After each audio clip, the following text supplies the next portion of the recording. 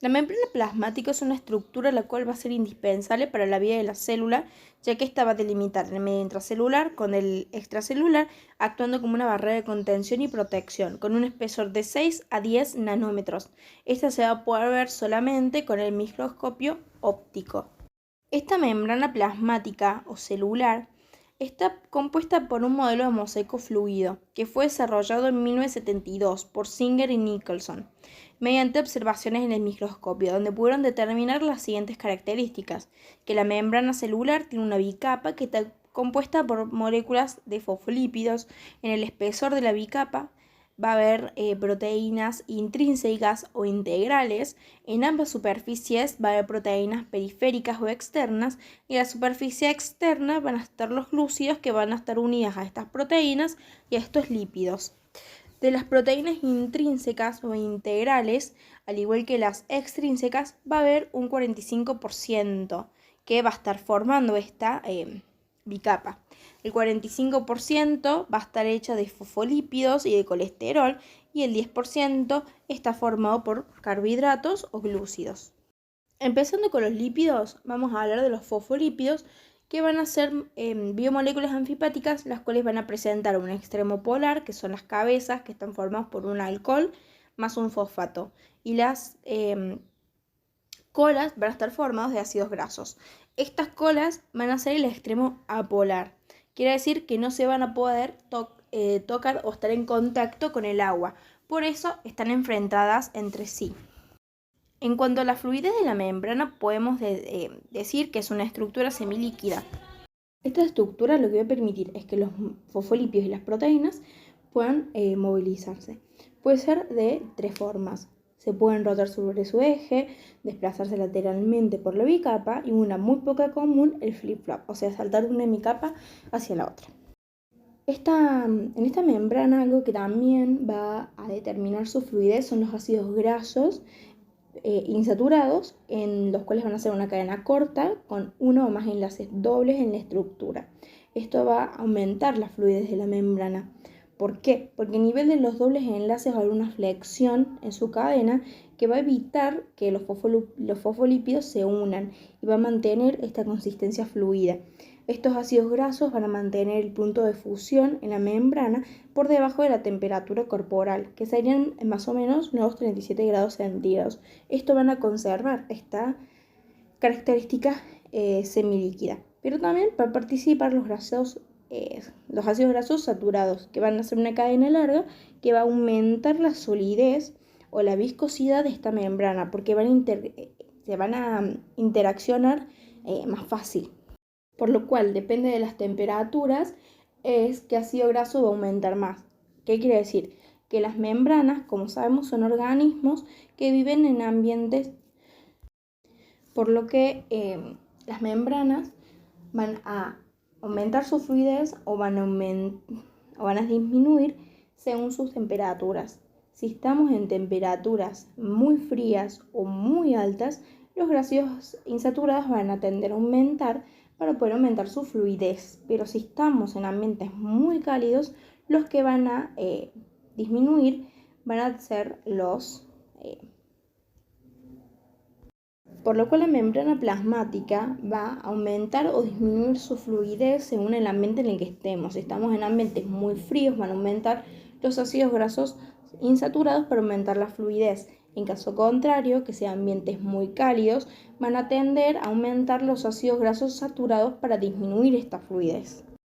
Algo muy importante que también afecta es el colesterol, que va a actuar como un amortiguador de la fluidez, o sea que a temperaturas altas va a estabilizar la bicapa, restringiendo el movimiento de los fosfolípidos, y va a determinar que esta manera sea menos fluida. Y lo mismo a temperaturas bajas, solamente que va a mantener la fluidez, evitando que los ácidos grasos se junten o cristalicen para que sea un poco más sólida. Como había nombrado al principio, en este mosaico fluido, una de las cosas que las componen a esta membrana son las proteínas. Empezando con las integrales o las intrínsecas, van a ser esenciales para el funcionamiento de la membrana y que van a estar incluidas en el espesor de la bicapa. Quiere decir en en las dos capas de los fosfolípidos, intercaladas entre medio de estos mismos fosfolípidos. Algunas van a ocupar una de las hemicapas, o sea, una sola capa de los fosfolípidos, y otras van a atravesar toda la bicapa, sobresaliendo en ambas superficies, o sea, el intracelular y el extracelular. Este tipo de proteínas van a ser conocidas como o nombradas como proteínas transmembranarias, porque traspasan la membrana. En su dominio extracelular se van a unir los glúcidos o las glicoproteínas. Y en su dominio intracelular se pueden unir proteínas periféricas, a través de ellas a las estructuras del citoesqueleto. Las proteínas integrales van a ser moléculas anfipáticas, ya que van a tener un dominio polar y un dominio apolar. Este dominio polar se va a orientar hacia las superficies de la membrana y el apolar se va a poner en contacto con las colas de los fosfolípidos. Estas proteínas van a tener la capacidad de moverse fluidamente por la membrana plasmática para poder ejercer una función mucho más específica y más efectiva según donde sea necesario. O sea que las proteínas pueden moverse sobre su eje y moverse en sentido lateral, pero nunca van a hacer el movimiento de flip-flop. Hay muchas proteínas transmembranarias que van a atravesar la bicapa varias veces, las cuales se van a denominar como multipaso. Cuando estas proteínas traspasen la membrana una sola vez, van a ser monopaso, y cuando sean dos veces, va a ser bipaso. Luego vamos a tener el otro tipo de proteínas, que son las extrínsecas o las periféricas. Este tipo de proteínas van a estar en menor cantidad y se van a adherir a ambas caras de la bicapa, uniéndose en las cabezas de los fosfolípidos o en las proteínas integrales. Las que están adheridas en la superficie interna van a permitir el anclaje de los componentes citoesqueléticos a la membrana plasmática y van a contribuir al mantenimiento de la forma celular. Luego tenemos la clasificación funcional de las proteínas transmembranarias, las cuales tenemos primero las proteínas receptoras, en donde van a tener un dominio extracelular que va a estar unido a un ligando inductor, que puede ser un ejemplo de las hormonas. Y va a también estar unido a un dominio intracelular, el cual va a ser activado y al activarse va a iniciar una respuesta dentro de la célula. Otra de las proteínas van a ser las proteínas de reconocimiento, que serían de antógenos de histocompatibilidad. Estas son proteínas, glicoproteínas, que van a identificar a la célula de un individuo como yo. Las células inmunitarias van a ignorar al yo, pero atacan a las células invasoras como las bacterias, que tienen proteínas de reconocimiento distintas.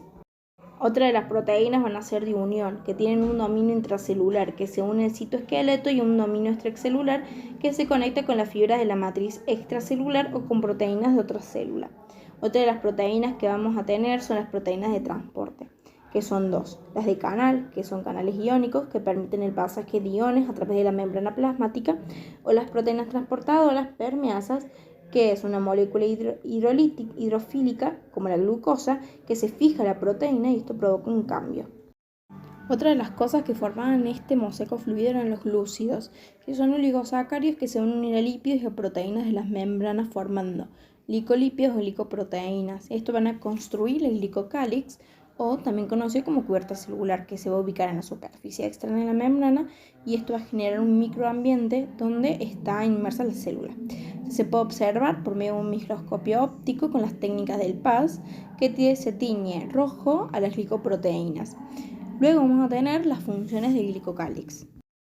Bueno, dentro de las funciones está la protección, que va a proteger a la membrana de las agresiones mecánicas y químicas, el filtro, que regula el pasaje de moléculas a través de la membrana, el reconocimiento celular, que los oligosacáridos se van a unir a las proteínas de reconocimiento o de antígenos de histocompatibilidad para el reconocimiento de las células propias y va a rechazar las extrañas. Un ejemplo sería para las células de los trasplantes. Al hacer un trasplante, el donante debe tener células con glicoproteínas que tienen que concordar con las del receptor, o tienen que ser lo sumamente más parecidas para tomarlos como suyas y poder reducir los ataques del sistema inmunitario. Estas proteínas de reconocimiento de la membrana de los glóbulos rojos o los eritrocitos, por ejemplo, tienen distintos tipos de oligosacáridos con funciones antigénicas que va a determinar su grupo sanguíneo: el A, el B, el AB o el O. Otra de las funciones es la anfipatía, porque tiene dominios polares y apolares, los fosfolípidos y las proteínas intrínsecas. La fluidez, donde la membrana es una estructura fluida, donde los fosfolípidos y las proteínas van a tener movilidad. Y luego está la simetría. La membrana celular es asimétrica porque en las dos hemicapas que las componen van a ser distintas en cuanto al tipo y la proporción de los fosfolípidos y proteínas que la conforman, ya que en las hemicapas hay un predominio distinto de fosfolípidos. Por un lado tenemos la externa, que van a predominar la fosfatidicolina y el esfigmomielina, que van a poder ser colina. Y luego la capa interna van a estar formados por fosfatidilentanolamina, por el fosfatidilinositol y por la fosfatidilicerina. Un factor clave para esta simetría es la presencia de carbohidratos, que van a estar exclusivamente en la cara externa o extracelular de la membrana plasmática y que va a formar también parte del glicocálix. Luego está el modelo de mosaico fluido modificado, que va a considerar la presencia de microrregiones en la membrana que van a ser consideradas o llamadas acumulaciones lipídicas. ¿Por qué? Porque son asociaciones estables de proteínas, de colesterol y de esfingofosfolípidos que van a estar unidos a ácidos grasos saturados. A la presencia de estos grasos saturados se hacen las balsas, que tengan mayor grosor o menor fluidez con respecto al resto de la bicapa. Estos van a estar compuestas con una fase lipídica más densa y van a flotar en la bicapa, controlando el movimiento y la distribución de las proteínas. La balsa con estas proteínas receptoras pueden moverse a otras regiones de la membrana, detectando la llegada de los ligandos y haciendo más precisos los procesos de señalación celular.